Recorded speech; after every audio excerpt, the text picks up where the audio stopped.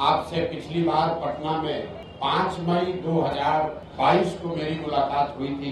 तब मैंने जन सुराज अभियान की शुरुआत की घोषणा की थी। उसके 3 उद्देश्यों की चर्चा करी थी। आज उसके करीब 2.5 वर्ष हो गए और उसका एक महत्वपूर्ण पड़ाव 2 अक्टूबर 2024 को पूरा होने जा रहा है। यात्रा के 3 उद्देश्य बताए गए थे। यात्रा में हम लोगों ने कहा था, पहला उद्देश्य ये है कि बिहार के गांव-गांव जाकर लोगों को ये बताना, समझाना कि किस तरह से वो अपने और अपने बच्चों की जिंदगी को सुधार सकते हैं। दूसरा ये उद्देश्य था कि लोगों को मजबूरी में जानते बूझते हुए भी गलत व्यक्ति को, गलत दल को वोट न करना पड़े, विकल्प के अभाव में वोट न करना पड़े, इसके लिए लोगों की मदद से एक नया दल, एक नया विकल्प बनाना। और तीसरा उद्देश्य ये था कि बिहार के विकास के लिए अगले 10 वर्ष में बिहार देश के 10 अग्रणी राज्यों में शामिल हो, इसका ब्लूप्रिंट बनाना और बिहार के 8,500 पंचायतों का अलग अलग योजना बनाकर जनता के सामने रखना कि हर पंचायत की क्या समस्या है और उस पंचायत को अगले 10 वर्ष में विकसित बनाने के लिए क्या कुछ प्रयास किया जा सकता है। हर पंचायत में 800 से 1200 नए रोजगार के अवसर कैसे पैदा किए जाएंगे, हर पंचायत में बच्चों के पढ़ने की व्यवस्था को कैसे सुधारा जाएगा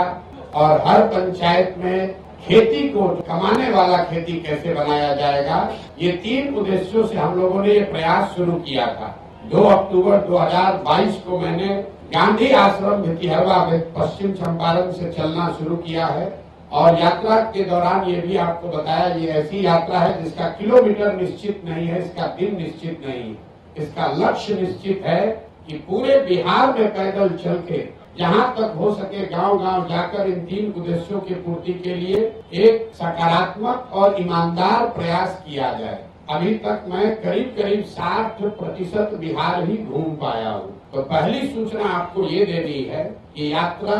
अगले 1-1.5-2 वर्षों तक जैसे पहले चल रही थी वैसे ही आगे चलती रहेगी। यात्रा नहीं रुकने वाली है। दूसरा उद्देश्य जो इसका दल बनाने का था, उसकी परिणति 2 अक्टूबर को हो रही है। 2 अक्टूबर को दल बन रहा है, लेकिन यात्रा 2 अक्टूबर के बाद भी, अभी मैं सुपौल अररिया में हूँ, वो आगे चलता रहूंगा, चाहे उसके लिए 1 वर्ष लगे या 2 वर्ष लगे, यात्रा में कोई रुकावट नहीं आएगी। दूसरे उद्देश्य को लेकर आपको ये सूचित करना चाहते हैं, अभी तक के प्रयासों के आधार पर उसके परिणाम स्वरूप 2 अक्टूबर को बिहार में एक नए दल, नए विकल्प के तौर पर जन सुराज एक नया राजनीतिक दल आपको देखने को मिलेगा। 2 अक्टूबर को आपको ये भी पता चलेगा कि इस दल का नेतृत्व किन लोगों के हाथ में होगा। 2 अक्टूबर को इस दल के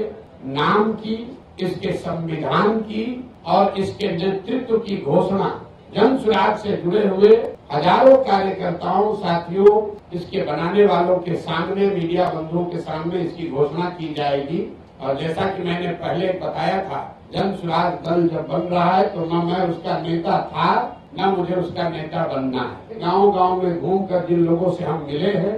समाज को मथ कर जिन लोगों को निकाला है, एक प्रयास किया है कि बिहार के सामने ऐसे लोगों का नेतृत्व किया जाए जिसमें प्रशांत किशोर से जो आदमी बेहतर है, जिसकी काबिलियत, जिसका जज्बा, जिसका चरित्र,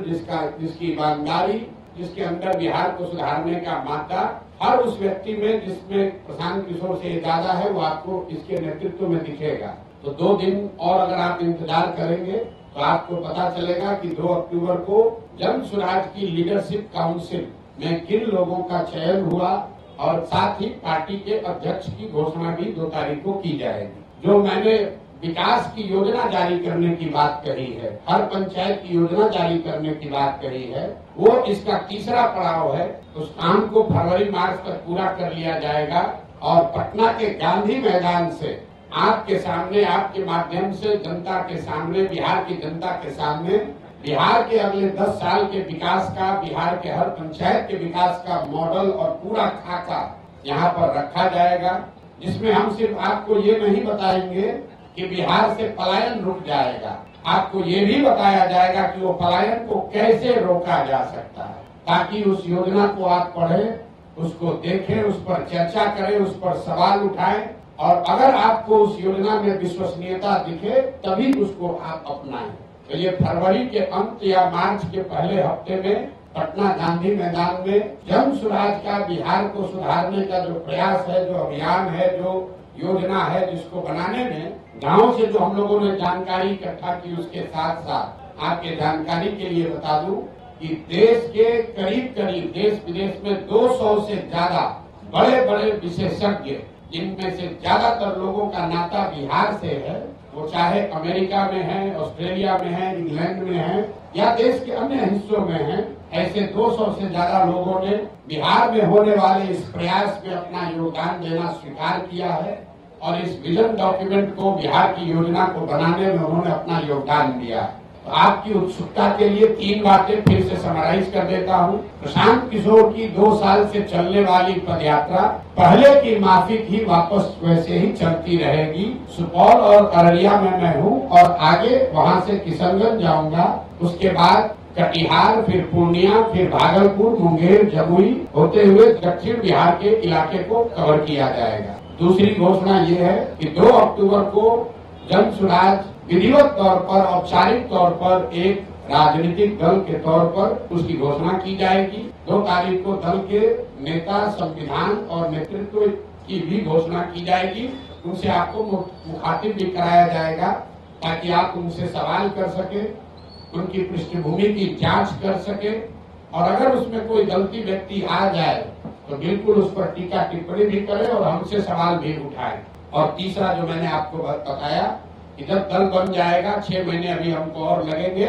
तो बिहार के विकास का जितने लोग सवाल उठा रहे हैं कि प्रशांत किशोर कह रहे हैं, जन स्वराज वाले कह रहे हैं कि 1 साल में पलायन रोक देंगे, तो 1 साल में पलायन के रोकने का पूरा खाका बिहार की जनता के सामने रखा जाएगा कि उस पलायन को कैसे रोका जाएगा। अगर जन स्वराज में हम लोग कह रहे हैं कि 15 साल से कम उम्र के हर बच्चे के लिए अगले 5 से 7 वर्षों में विश्व स्तरीय शिक्षा की व्यवस्था बनाई जाएगी,